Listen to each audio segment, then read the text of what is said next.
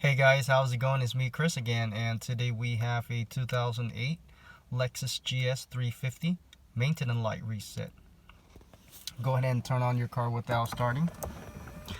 We are going to look at that screen right there.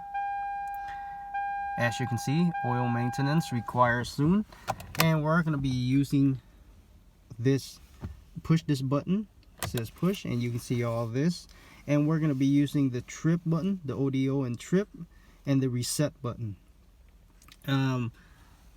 Make sure you are on the ODO. Right now we are on the trip A. Go ahead and press that trip button to go find the ODO, just like that. Now turn off your car.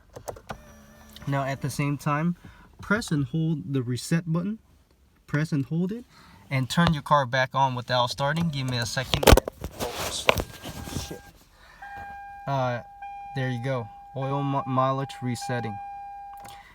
And there you go, guys. Make sure you click that like. Thank you for watching. I'll see you next time. Bye bye.